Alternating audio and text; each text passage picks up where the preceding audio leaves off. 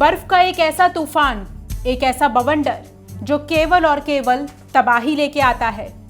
बर्फ के इस तूफान से सावधान। ये एक ऐसा तूफान है जो काल की तरह आता है और सब कुछ बर्बाद करके चला जाता है।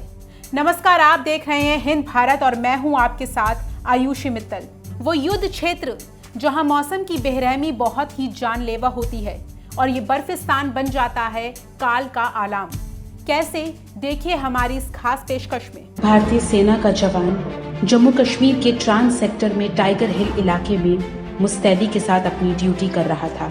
बर्फ का एक बड़ा सा टुकड़ा गिर जाने के कारण वहां पर तैनात 30 साल का जवान प्रदीप साहेबराव मांदले की बर्फ में दबकर मौत हो गई। ये जवान महाराष्ट्र के बुल्ढाना जिले के सिंदखेड़ा राजा तहसील के पास खेड़ा चक्का गांव के रहने वाला था। 15 दिनों की छुट्टी में अगस्त महीने में वो अपने गांव आया था। शहीद जवान प्रदीप के भाई ने कहा कि मुझे गर्व है कि मेरा भाई देश के लिए शहीद हुआ है, वो अमर रहेगा। प्रदीप मांदले 10 महार रेजिमेंट में वर्ष 2009 में भर्ती हुए थे। प्रदीप के 2 छोटे भाई हैं, जिसमें एक फौज में है तो दूसरा भाई कृषि सहायक है। शहीद प्रदीप मांदले की पत्नी और उसके 3 बेटे हैं। उनका अंतिम संस्कार 20 दिसंबर को उनके गांव में किए जाने की जानकारी मिली है। जहां मौसम ही बन जाए आपका सबसे बड़ा दुश्मन, जहां मौसम ही आपकी बन जाए मौत की वजह, जहां बर्फ की दुनिया में जरा सी भी हलचल कहर बरपाती हो और जहां की तेज हवाएं खंजर की तरह काटती हो, क्या आप वहां पे रह पाएंगे? जवाब होगा बिल्कुल नहीं। लेकिन हमारे देश के कुछ जाबाज जवान वहां रहकर अपने देश की सरहदों की रक्षा करते हैं। जम्मू कश्मीर में हुई हिमवृष्टि में जलगांव जिले के 40 गांव स्थित वांकड़ी गांव के 32 वर्षीय अमित साहेबराव पाटिल अपनी ड्यूटी के दौरान गश्त लगा रहे थे। तभी वे बर्फीले तूफान में फंस गए और शहीद हो गए। उनका इलाज सेना के अस्पताल में चल रहा था, जहां बुधवार की सुबह उनकी मौत हो गई। उनके बाद परिवार में माता पिता, पत्नी और 2 बच्चे हैं। इस खबर से समूचे गांव में शोक की लहर दौड़ गई है। शुक्रवार को इस दीवान जवान का पूरे राजकीय सम्मान के साथ अंतिम संस्कार कर दिया गया है। हाल ही में जम्मू कश्मीर में हुई भीषण बर्फबारी का शिकार हुए महाराष्ट्र के 2 जवान देश की सरहद की सुरक्षा करते हुए दोनों जवान बर्फबारी में दब गए और शहीद हो गए। एक जवान महाराष्ट्र के बुल्ढाना शहर का तो दूसरा जलगांव का। आज हम आपको लेके चलेंगे सबसे ऊंचे बर्फिस्तान में, एक ऐसा रण क्षेत्र जो हमारी सेना के जाबाजों की पल पल परीक्षा लेता है। एक ऐसा रण क्षेत्र जहां पल पल मौत मंडराती है। एक ऐसा रण क्षेत्र जहां देश के जाबाज जवान हर पल जान की बाजी लगाने, सरहद की सुरक्षा करने खड़े रहते हैं। एक ऐसा रण क्षेत्र जहां मौसम कभी भी बेईमान होकर सांसों को फ्रीज कर देता है। ये सिर्फ और सिर्फ बर्फ के ऊंचे ऊंचे टीले नहीं हैं। यहाँ थोड़ा सा भी प्राकृतिक असंतुलन मौसम में ठंड को बढ़ा देता है। ये बर्फ बस कहर बरपाती है। ये हाड़ कांपने वाली बर्फ न केवल सांसें थमा लेती है, बल्कि सब कुछ तहस नहस भी कर देती है। लेकिन फिर भी ये जाबाज जवान अपनी जगह से नहीं हिलते। इस सबसे ऊंचे रण क्षेत्र में कई बार ऐसे बर्फ के बवंडर उठे हैं कि दबे पांव अब तक कई जिंदगियां लीट चुकी हैं। बर्फ के दरकरते पहाड़ों का ये इलाका बेहद खौफ पैदा कर देने वाला है। दरकरती बर्फ का आतंक सहरा सकता है। बर्फीले तूफान का ये खौफ, बर्फ के टीलों का ये टेर जब भी पैदा होता है तो बर्फ के इस समंदर में भूचाल आ जाता है, जिसके बाद सामने आती है सिर्फ और सिर्फ तबाही। ये बवंडर जब भी उठता है तो सब कुछ निगल जाने को बेताब नजर आता है। अब आप सोच रहे होंगे कि इतना सुंदर बर्फीला रेगिस्तान आखिर क्यों तबाही लाता है, आखिर क्यों जिंदगी की नब्ज को जमा देता है। बताते हैं आपको। दरअसल जब भी बर्फ का कोई कमजोर पहाड़ टूटता है तो वो बनता है बर्फ का बवंडर, फैलाता है बर्फ की दहशत। ऐसी दहशत जिसे देख के शरीर का खून वहीं जम जाए, जिसे देखकर एक पल भी उसके सामने टिकना मुमकिन ना हो। लेकिन फिर भी हमारे जाबाज सिपाही यहाँ जान की बाजी लगाकर अड़ित रहते हैं। अनुमान लगाना मुश्किल होता है कि कब ये बवंडर उठेगा और कब मौत की नींद सुला देगा, जबकि अभी तो सर्दियों की शुरुआत है। लेकिन अभी से क्यों तबाही का ट्रेलर लेकर आया है ये इलाका। अब हम आपको लेके चलेंगे सियाचिन। ये एक ऐसा बैटलफील्ड है जो दहशत का बर्फिस्तान है, जहां देश का जाबाज जवान हर वक्त मौत से लड़ता रहता है। बर्फीले तूफान के खतरे का उन्हें अंदाजा नहीं था। उन्हें ये तो पता था कि वो दुनिया के सबसे ऊंचे युद्ध क्षेत्र पे हैं, जो काराकोरम रेंज में समुद्र तल में 20,000 फुट की ऊंचाई पर है। वहां चौकसी कर रहे थे। ये भी पता था कि चौकसी करना जंग जैसा है, क्योंकि यहाँ दुश्मन से कम मौसम का खतरा है। लेकिन ये नहीं पता था कि दबे पांव आया बर्फीला तूफान दबे पांव ही बर्फ की आंधी बनकर आतंक मचा देगा। यह दबे पांव कुदरत कहर बनकर बरपेगी और 6 जिंदगियों की हिम समाधि बना देगी। सियाचिन में जवान सरहद की निगरानी कर रहे थे। वो हर रोज की तरह वतन परस्ती में अपनी ड्यूटी कर रहे थे। उन्हें क्या पता था कि उनके सिर पर मौत मंडरा रही है। उन्हें क्या पता था कि चंद लम्हों में सब कुछ खत्म हो जाने वाला है। अचानक बर्फीले बवंडर की लहरें उठेंगी जो उनकी सांसें छीन लेंगी। क्यों इस बर्फीले तूफान की चपेट में जो आया वो वही दफन हो गया। इस बर्फीले तूफान ने सब निगल लिया। ये पूरा वाक्य कैसे हुआ, कैसे दबे पांव मौत आई, कैसे तबाही का वो मंजर मचा, आइए आपको बताते हैं। उस रोज भी इस बेहद ऊंचे रण क्षेत्र सियाचिन में सरहद के प्रहरी खड़े थे। पूरी चौकसी से एलओसी की निगरानी कर रहे थे। पेट्रोलिंग जारी थी कि भारतीय सेना की पोस्ट बर्फीले तूफान की चपेट में आ गई। इस दौरान 4 जाबाज जवान और 2 पोर्टर शहीद हो गए। बताया गया कि ये हादसा करीब 19 फीट की ऊंचाई पर हुआ। यहाँ जवानों की एक टीम तूफान में फंस गई। महज चंद सेकंड में अचानक से उठे तूफान ने बर्बादी की वो तस्वीर छोड़ी कि रेस्क्यू के बाद भी कुछ जवानों को नहीं बचाया जा सका। रक्षा अधिकारियों की माने तो हाइपोथर्मिया के हालात होने की वजह से इन जवानों और पोर्टरों की मौत हो गई। चलिए जानते हैं कि क्या है हाइपोथर्मिया। सैन्य अधिकारियों की माने तो ये जवान हाइपोथर्मिया के शिकार थे। हाइपोथर्मिया में शरीर काम करना बंद कर देता है। शरीर की गर्मी खत्म हो जाती है जो जानलेवा बनती है। और इसी बर्फ के रौद्र रूप में, इसी बर्फ के शोर ने ना जाने कितनी जाबाजों को खो दिया। जितने सैनिक यहाँ आपसी लड़ाई की वजह से नहीं मरते, उससे कहीं ज्यादा सैनिक ऑक्सीजन की कमी और हिमस्खलन की वजह से मरते हैं। यहाँ ज्यादातर समय 0 से भी 50 डिग्री नीचे तापमान रहता है। एक अनुमान के मुताबिक अब तक भारत और पाकिस्तान दोनों देशों को मिलाकर 2500 जवानों को यहाँ अपनी जान गंवानी पड़ी है। इस पहाड़ी इलाके में बर्फीले तूफान एवलांच ने क्यों बजाया खतरे की घंटी का अलार्म, जानेंगे। बस बने रहिए हमारे साथ। इस बैटलफील्ड में सेना के जवान तैनात थे। जवान पेट्रोलिंग कर रहे थे।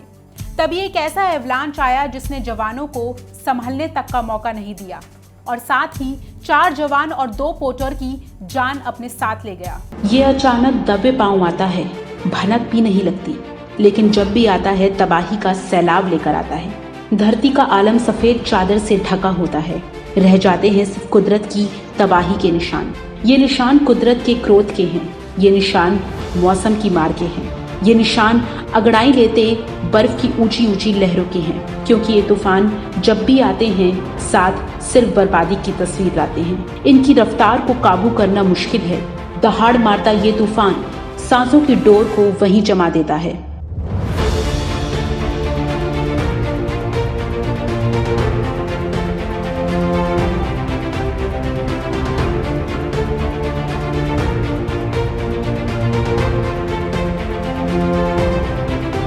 दरअसल पहाड़ों में जब भी टेम्परेचर कम होता है तो उनकी ऊंची चोटियों पर बारिश नहीं बर्फबारी होती है। ये बर्फ रुई की तरह मुलायम होती है। लगातार बर्फबारी के बाद पहाड़ों के ऊपर अलग से बर्फ की चट्टान तैयार हो जाती है। इस बीच अगर धूप निकल जाए तो ठीक, वरना हवा में नमी की कमी की वजह से ऐसे में इस बर्फ के ऊपर एक कड़ी परत जम जाती है, ठीक वैसे ही जैसे आपके कमजोर फ्रीजर में बर्फ जमती है। अब बर्फ के इसी हार्ड सरफेस पर दोबारा बर्फबारी होती है तो वो ज्यादा देर तक उस हार्ड सरफेस पर नहीं टिक पाती। ऐसी बर्फबारी होती है और नीचे की ओर सरकने लगती है। क्योंकि गुरुत्वाकर्षण का नियम हर जगह काम करता है तो वो यहाँ भी एप्लीकेबल जरूर होगा। लिहाजा नीचे की तरफ सरकती हुई बर्फ अपने साथ पहाड़ पर जमी और भी बर्फ को खिसकाती है और बस ऐसे में बर्फीले तूफान की स्थिति बन जाती है। वैसे तो आप ये बात अच्छी तरह जानते होंगे कि ये हिमस्खलन प्राकृतिक तौर पर आते हैं और ज्यादातर जानलेवा नहीं होते, लेकिन इंसानी हस्तक्षेप, प्रकृति से खिलवाड़ होने के बाद ये इंसानों से बदला लेना भी बेहतर तरीके से जानते हैं और अपने पीछे छोड़ जाते हैं सिर्फ बर्बादी का एक मंजर। हिमालय के ऊंचे हिस्सों में एवलांच यानी हिमस्खलन यूं तो आम बात है, लेकिन ये बर्फीले तूफान तब और भी खतरनाक हो जाते हैं जब उनकी चोटियों पर ज्यादा बर्फ जमने लगती है।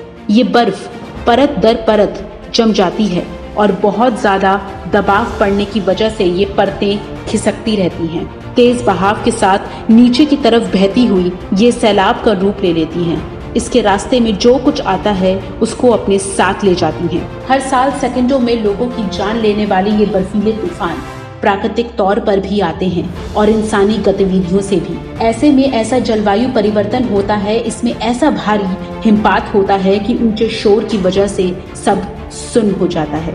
यह एवलांच हिंदुस्तान में यूरोप तक बर्बादी दे चुका है।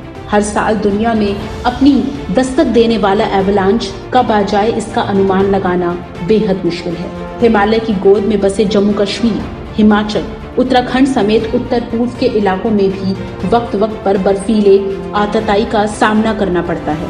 इस दानव से बचा तो कोई नहीं, मगर नुकसान को कम जरूर किया जा सकता है, और वो कैसे, बताएंगे आपको ये भी।